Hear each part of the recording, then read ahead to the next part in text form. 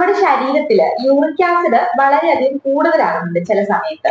അപ്പൊ ഇത് കൊണ്ടിട്ട് എന്തെല്ലാം പ്രശ്നങ്ങൾ നമുക്ക് ഉണ്ടാകുന്നുണ്ട്? ഇതിന്റെ നോർമൽ വാല്യൂ എത്രയാണ്?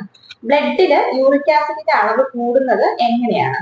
ശരിക്കും നോർമൽ വാല്യൂ എന്ന് പറഞ്ഞിട്ടുണ്ടെങ്കിൽ സ്ത്രീകളിലും പുരുഷന്മാരിലും രണ്ടും രണ്ടാണ്. അപ്പൊ സ്ത്രീകളിൽ യൂറിക് ആസിഡിന്റെ ഒരു നോർമൽ വാല്യൂ എന്ന് പറഞ്ഞാൽ ഒരു ഡെസിലിറ്റർ ബ്ലഡ് എടുക്കുകയാണെന്നുണ്ടെങ്കിൽ അതിലൊരു 2 മില്ലിഗ്രാംസ് തൊട്ട് 6.2 മില്ലിഗ്രാംസ് വരെയാണ് വേണ്ടത്.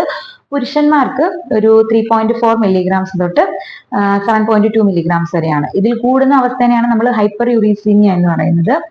അപ്പോൾ ഇതെങ്ങനെയാണ് ശരീരത്തിൽ ഉണ്ടാകുന്നത് ചോദിച്ചാൽ നമ്മുടെ ശരീരത്തിലെ ഏറ്റവും അല്ലെങ്കിൽ ആ ഒരു ജനറ്റിക് മെറ്റീരിയൽ എന്ന് പറയുന്നത് DNA ആണ്. ഈ ഒരു DNA-യുടെ ഒരു ബാക്ക് ബോൺ അല്ലെങ്കിൽ അത് ഉണ്ടാക്കിയിരിക്കുന്ന ഒരു പ്രധാന ഘടകമാണ് പ്യൂറിൻസ് എന്ന് പറയുന്നത്. അപ്പോൾ ഈ ഒരു DNA കോശങ്ങള് നശിക്കുന്ന സമയത്ത് ഈ ഒരു DNA വിഘടനം സംഭവിക്കാനും അതുവഴി പ്യൂറിൻസിന് ഒരു ഡീജനറേഷൻ സംഭവിക്കാനും അല്ലെങ്കിൽ അത് വിഘടിക്കാനും സാധ്യതയുണ്ട്. അങ്ങനെ വിഘടിക്കുമ്പോൾ ഉണ്ടാകുന്ന ഒരു ഉപ ഉൽപ്പന്നത്തിനെയാണ് നമ്മൾ യൂറിക് ആസിഡ് എന്ന് പറയുന്നത്. ശരിക്കും ഒരു വേസ്റ്റ് മെറ്റീരിയൽ ആണ്. നമ്മുടെ ശരീരത്തിൽ ചെറിയ ചെറിയ ഫങ്ഷൻസ് ഉണ്ട്, ബാക്കിയുള്ളതെല്ലാം വേസ്റ്റ് മെറ്റീരിയൽ ആയിട്ട് യൂറിനിൽ കൂടി പുറത്തേക്ക് പോവുകയാണ് ചെയ്യുന്നത്. ഇതൊരു ആന്റി ഓക്സിഡന്റ് ആണ്. ശരിക്കും ആന്റി ഓക്സിഡന്റ് എന്ന് പറഞ്ഞാൽ നമ്മുടെ ശരീരത്തിൽ വരുന്ന വിഷവസ്തുക്കളെയൊക്കെ തടയുക, അല്ലെന്നുണ്ടെങ്കിൽ അതിൽ നിന്ന് നമ്മുടെ ശരീരത്തിലെ പ്രൊട്ടക്ട് ചെയ്യുക എന്നൊക്കെയുള്ള ഫങ്ഷൻസ് ഈ ഒരു യൂറിക് ആസിഡിനുണ്ട്. അപ്പോൾ ഇതിന്റെ നോർമൽ വാല്യൂസ് കൂടുമ്പോൾ നമ്മുടെ ശരീരത്തിൽ അത് പ്രശ്നമാകാറുണ്ട്. അതുകൂടാതെ നമ്മൾ കഴിക്കുന്ന പല ഭക്ഷണങ്ങളിൽ കൂടിയും പ്യൂറിൻസ് നമ്മുടെ ശരീരത്തിൽ എത്താറുണ്ട്. പിന്നെ ഡയറ്ററി പ്യൂറിൻസ് എന്നാണ് പറയുന്നത്. ഈ പ്യൂറിൻസ് ദഹനം നടന്നു കഴിയുമ്പോഴും യൂറിക് ആസിഡ് ഫോം ചെയ്യുന്നുണ്ട്. പിന്നെ ഫ്രക്ടോസ് എന്ന് പറഞ്ഞിട്ടുണ്ടെങ്കിൽ ഒരു കാർബോഹൈഡ്രേറ്റ് ആണ്, ഫ്രൂട്ട് ഷുഗർ എന്ന് അറിയപ്പെടുന്നു. അപ്പോൾ ഈ ഒരു ഫ്രക്ടോസിന്റെ ഡൈജഷന്റെ സമയത്ത് അതിന് ദഹിച്ചു കഴിയുമ്പോഴും യൂറിക് ആസിഡ് ഒരു ചെറിയ അളവിൽ ഫോം ചെയ്യാറുണ്ട്. ഇങ്ങനെയൊക്കെയാണ് യൂറിക് ആസിഡ് നമ്മുടെ ശരീരത്തിൽ എത്തുന്നത്. ഇത് കൂടുന്നത് കൊണ്ട് നമുക്ക് എന്തൊക്കെ പ്രശ്നങ്ങൾ ഉണ്ടാകാം? യൂറിക് ആസിഡ് ശരീരത്തിൽ കൂടിയാൽ ആദ്യമൊന്നും നമ്മത് വളരെ ലക്ഷണങ്ങളൊന്നും ഇല്ലാതെ തന്നെ ആയിരിക്കും നിൽക്കുക. പക്ഷെ കണ്ടമാനം കൂടിക്കഴിയുമ്പോൾ ഇത് പരലുകളായിട്ട് നമ്മുടെ ശരീരത്തിൽ പല ഭാഗത്ത് പോയി ഡെപ്പോസിറ്റ് ചെയ്യപ്പെടും. അപ്പൊ അതിൽ ഒന്നാമത്തെ ശരീരഭാഗം എന്ന് പറയുന്നത് ജോയിന്റ്സ് ആണ്. പ്രത്യേകിച്ച് നമ്മുടെ ആ ഒരു കാലിലെ തള്ളവരലുണ്ടല്ലോ, ബിഗ് ടോ, അതിന്റെ ആ ഒരു ജോയിന്റിൽ പോയി അടിയാറുണ്ട്. അതുപോലെ തന്നെ നമ്മുടെ ഉപ്പൂറ്റിയുടെ ആ ഒരു സന്ധിയിൽ അടിയാറുണ്ട്. നമ്മുടെ കൈമുട്ടിലും കാൽമുട്ടിലും ഒക്കെ പോയിട്ട് ഈ ഒരു യൂറിക് ആസിഡ് ഡെപ്പോസിറ്റ് ചെയ്യപ്പെടാറുണ്ട്. അപ്പൊ ഇത് ഗൗട്ടി ആർത്രൈറ്റിസ് എന്നാണ് അറിയപ്പെടാറ്. അത് ആർത്രൈറ്റിസിനെ പോലെ അല്ലെങ്കിൽ സന്ധിവാതത്തിൻ്റെത് പോലെയുള്ള നീർക്കെട്ട്, ചുളിച്ചോട് കൂടിയ വേദന, പിന്നെ ഒരു റെഡ്നെസ്, അതുപോലെ തന്നെ ചൂട്, ടെമ്പറേച്ചർ, ഇതൊക്കെ ആ ഒരു ഭാഗത്ത് നമുക്ക് അനുഭവപ്പെടാറുണ്ട്. ഈ ഒരു വേദന പലപ്പോഴും കൂടുന്നത് രാത്രികാലങ്ങളിലായിരിക്കും. അതുകൂടാതെ ഈ യൂറിക് ആസിഡ് നമ്മുടെ കിഡ്നിയിൽ പോയി അടിഞ്ഞ് കിഡ്നി സ്റ്റോൺ ഉണ്ടാക്കാറുണ്ട്. പിന്നെ ഹൃദയത്തിൽ പോയി അടിഞ്ഞു കൂടാറുണ്ട്, രക്തധമനികളിൽ പോയി അടിഞ്ഞു കൂടാറുണ്ട്. അപ്പോൾ ബ്ലോക്ക് ഒക്കെ സംഭവിക്കാം, ബ്ലഡ് പ്രഷർ കൂടാം, സ്ട്രോക്ക് സംഭവിക്കാം. പിന്നെ പുരുഷന്മാരിൽ ഈ ഒരു യൂറിക് ആസിഡ് കൂടിക്കഴിഞ്ഞിട്ടുണ്ടെങ്കിൽ അത് അവരുടെ സെക്ഷൽ ആക്ടിവിറ്റീനെ കുറയ്ക്കാനും ഉദ്ധാരണ ശേഷി കുറയ്ക്കാനും ഒക്കെ സാധ്യതയുണ്ട്. യൂറിക് ആസിഡ് കൂടാനുള്ള കാരണങ്ങൾ എന്തൊക്കെയാണ്? ശരിക്കും യൂറിക് ആസിഡ് കൂടാനുള്ള പ്രധാന കാരണം നേരത്തെ പറഞ്ഞതുപോലെ തന്നെ ഭക്ഷണത്തിൽ കൂടിയാണ് യൂറിക് ആസിഡ് കൂടുതലും നമ്മുടെ ശരീരത്തിലേക്ക് എത്തുന്നതെന്ന് പറഞ്ഞു. അപ്പോൾ ഈ ഒരു ഭക്ഷണക്രമത്തിൽ വ്യത്യാസം വരുമ്പോഴാണ്, അല്ലെങ്കിൽ ആഹാര രീതിയിൽ വരുന്ന വ്യതിയാനങ്ങൾ കൊണ്ടാണ് നമുക്ക് യൂറിക് ആസിഡ് ശരീരത്തിൽ കൂടുന്നത്. പ്രത്യേകിച്ചും ധാരാളം പ്രോട്ടീൻസ് അടങ്ങിയ ഭക്ഷണത്തിലാണ് പ്യൂറിൻസ് കൂടുതലുള്ളത്.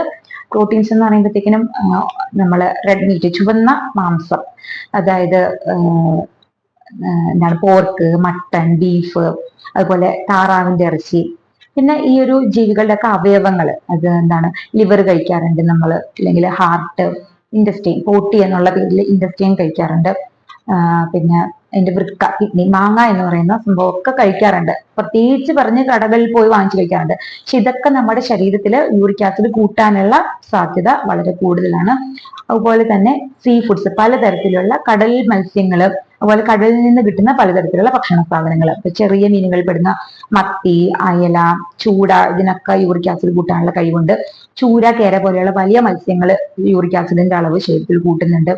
പിന്നെ ക്രാബ്, ഞണ്ട്, കക്ക, അതുപോലെ തന്നെ കൊഞ്ച് പോലെയുള്ള സീ ഫുഡ്സും ശരീരത്തിൽ യൂറിക് ആസിഡിന്റെ അളവ് കൂട്ടാറുണ്ട്. പിന്നെ ഞാൻ നേരത്തെ പറഞ്ഞതുപോലെ ഫ്രക്ടോസ് ഒരു പ്രധാന കാരണം ആണ്. ഫ്രൂട്ട്സിലാണ് ഫ്രക്ടോസ് അടങ്ങിയിരിക്കുന്നത്. പക്ഷെ ഫ്രൂട്ട്സിൽ നിന്ന് കിട്ടുന്ന ഫ്രക്ടോസ് അത്ര വലിയ പ്രശ്നം ഉണ്ടാക്കുന്നില്ല. പക്ഷെ നമ്മൾ അറിയാതെ തന്നെ വളരെ കൂടിയ എമൗണ്ടിൽ ഫ്രക്ടോസ് നമ്മുടെ വയറിൽ എത്തുന്നുണ്ട്. അതെങ്ങനെയാണെന്ന് വെച്ചിട്ടുണ്ടെങ്കിൽ നമ്മൾ ബേക്കറിയിൽ നിന്ന് മേടിക്കുന്ന മധുരപലഹാരങ്ങളുണ്ടല്ലോ, അപ്പൊ അതിന്റെയൊക്കെ കവർ പരിശോധിച്ചിട്ടുണ്ടെങ്കിൽ അതിന്റെ കണ്ടന്റ്സിൽ ഏറ്റവും പ്രധാനമായിട്ടുള്ള ഒന്നായിരിക്കും ഹൈ ഫ്രക്ടോസ് കോൺ സിറപ്പ് എന്ന് പറയുന്ന ഒരു കണ്ടന്റ്. അപ്പൊ ഇതിന്റെ പേരിൽ തന്നെയുണ്ട് അതിനകത്ത് അടങ്ങിയിരിക്കുന്ന ഫ്രക്ടോസിന്റെ അളവ് വളരെ കൂടുതലാണ്, ഹൈ ആണ് എന്നുള്ളത് പറഞ്ഞിട്ടുണ്ട്. അപ്പൊ ഇത്തരത്തിലുള്ള മധുര പലഹാരങ്ങൾ വാങ്ങിക്കുമ്പോൾ ധാരാളം കൂടിയ അളവിൽ നമ്മളുടെ ശരീരത്തിൽ ഫ്രക്ടോസ് എത്താനും അതുമൂലം യൂറിക് ആസിഡ് കൂടാനും സാധ്യതയുണ്ട്. അതുപോലെ തന്നെ ബേക്കറിയിൽ നിന്ന് നമ്മൾ വാങ്ങിക്കുന്ന സോഫ്റ്റ് ഡ്രിങ്ക്സിൽ, കാർബണേറ്റഡ് ഡ്രിങ്ക്സിലും ഒക്കെ ഒരു ഫ്രക്ടോസിന്റെ അളവ് കൂടുതലാണ്. ഇതെല്ലാം യൂറിക് ആസിഡ് നമ്മുടെ ശരീരത്തിൽ കൂട്ടാൻ കാരണമാകാറുണ്ട്. ഇത് നമ്മുടെ ശരീരത്തിൽ വരാതിരിക്കാൻ നമ്മൾ എന്തൊക്കെ കാര്യങ്ങൾ ശ്രദ്ധിക്കണം?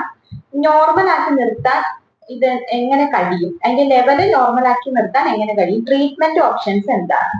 ശരിക്കും ഈ ഒരു ട്രീറ്റ്മെന്റ് എന്ന് പറയുമ്പോഴത്തേക്കും നമുക്ക് ഉള്ളിലേക്ക് മരുന്ന്, ഹോമിയോപ്പതിയിലാണെന്നുണ്ടെങ്കിലും നമുക്ക് ഒരുപാട് വേദന കുറയ്ക്കാനും അല്ലെന്നുണ്ടെങ്കിൽ ഇത് മൂലം ഉണ്ടാകുന്ന ബുദ്ധിമുട്ടുകളൊക്കെ മാറ്റാനും ഒക്കെ ഒരുപാട് മരുന്നുകളുണ്ട്.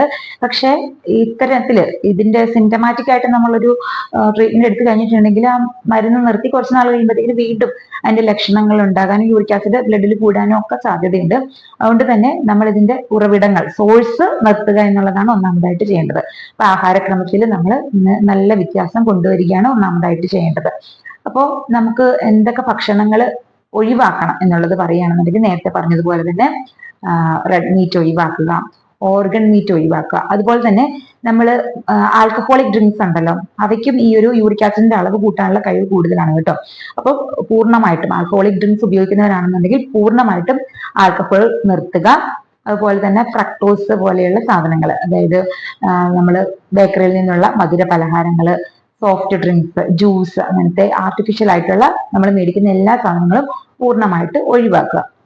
പിന്നെ നമുക്ക് ഡെയിലി ആവശ്യമായിട്ട് വരുന്ന പ്രോട്ടീനിന് വേണ്ടിയിട്ട് ഇത്തരത്തിലുള്ള കടൽ മത്സ്യങ്ങളെ അല്ലെങ്കിൽ ഫിഷിനെ, മീറ്റിനെ ഒന്നും ആശ്രയിക്കാതിരിക്കുക. അതിന് പകരമായിട്ട് നമുക്ക് വെജിറ്റബിൾസിൽ നിന്ന്, അതായത് പൾസസ്, ചെറിയ ചെറിയ പയറുവർഗ്ഗങ്ങളിൽ പെടുന്ന ഭക്ഷണങ്ങളുണ്ടല്ലോ, കടല, പരിപ്പ്, അതൊക്കെ കൂടുതലായിട്ട് ഭക്ഷണത്തിൽ ഉൾപ്പെടുത്താം. അതൊന്നും അത്ര വലിയ പ്രശ്നം നമ്മളിൽ ഉണ്ടാക്കുന്നില്ല. പിന്നെ ധാരാളമായിട്ട് വെജിറ്റബിൾസ്, ഫ്രൂട്ട്സ് കഴിക്കുക. അതിൽ തന്നെ ക്രൂസിഫറസ് വെജിറ്റബിൾസ് ആയിട്ടുള്ള കോളിഫ്ലവർ, ബ്രൊക്കോളി, കാബേജ് ഒക്കെ കൂടുതലായിട്ട് കഴിക്കുക. ചെറിയ ഉള്ളി ധാരാളം കഴിക്കുക. വൈറ്റമിൻ സി അധികമുള്ള പഴങ്ങളും പച്ചക്കറികളും കഴിക്കുക. അപ്പോൾ ഓറഞ്ച് അല്ലെങ്കിൽ മൊസമ്പി, സിട്രസ് ഫ്രൂട്ട്സ്, ഇതൊക്കെ ധാരാളം വൈറ്റമിൻ സി അടങ്ങിയിട്ടുണ്ട് ആണ്. അതുപോലെ നെല്ലിക്കായിൽ വൈറ്റമിൻ സി ധാരാളം അടങ്ങിയിട്ടുണ്ട്. പിന്നെ വേണമെന്നുണ്ടെങ്കിൽ വൈറ്റമിൻ സി സപ്ലിമെന്റ് നേരിട്ടെടുക്കാവുന്നതാണ്. ഇതൊക്കെ നമുക്ക് ഈ ഒരു യൂറിക് ആസിഡ് കുറയാനായിട്ട് നമ്മളെ സഹായിക്കുന്നുണ്ട്. പിന്നെ ഞാൻ നേരത്തെ പറഞ്ഞല്ലോ, മൂത്രത്തിൽ കൂടെയാണ് കൂടുതലും യൂറിക് ആസിഡ് പുറന്തള്ളപ്പെടുന്നതെന്ന് പറഞ്ഞു. അപ്പൊ മൂത്രം പ്രൊഡ്യൂസ് ചെയ്യാൻ വേണ്ടി ധാരാളമായിട്ട് വെള്ളം കുടിക്കുക. ഡെയിലി ഒരു 3 ലിറ്റർ വെള്ളമെങ്കിലും കുടിക്കുക. പിന്നെ നമുക്ക് ഇതിന്റെ കൂട്ടത്തിൽ ഞാൻ നേരത്തെ പറഞ്ഞതുപോലെ പ്രമേഹം അല്ലെന്നുണ്ടെങ്കിൽ നമ്മുടെ ലൈഫ് സ്റ്റൈൽ ഡിസീസസ് ഒക്കെ ഒരു യൂറിക് ആസിഡ് കൂട്ടാൻ വേണ്ടിയിട്ട് കാരണമാകാറുണ്ട്. അതുകൊണ്ട് തന്നെ നമുക്ക് മറ്റു പല രോഗങ്ങളുണ്ടെന്നുണ്ടെങ്കിൽ, ഒബേസിറ്റി അല്ലെങ്കിൽ പ്രമേഹം, രക്തസമ്മർദ്ദം ഒക്കെ പോലെയുള്ള രോഗങ്ങൾ ഉണ്ടെന്നുണ്ടെങ്കിൽ തീർച്ചയായിട്ടും അതിന് വേണ്ടിയിട്ടുള്ള ട്രീറ്റ്മെന്റ് എടുക്കേണ്ടതാണ്.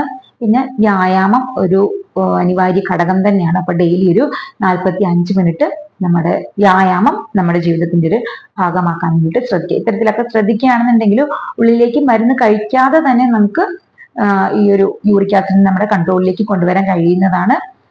ഇനിയിപ്പോൾ അണ്ടർലൈൻ കോഴ്സസ് വേറെ എന്തെങ്കിലും ഉണ്ടെന്നുണ്ടെങ്കിൽ തീർച്ചയായിട്ടും ഡോക്ടറിനെ കണ്ടിട്ട് അതിനു കൂടി വേണ്ടിയുള്ള ട്രീറ്റ്മെന്റ് എടുത്തുകൊണ്ട് നമുക്ക് യൂറിക് ആസിഡ് കുറയ്ക്കാവുന്നതാണ്.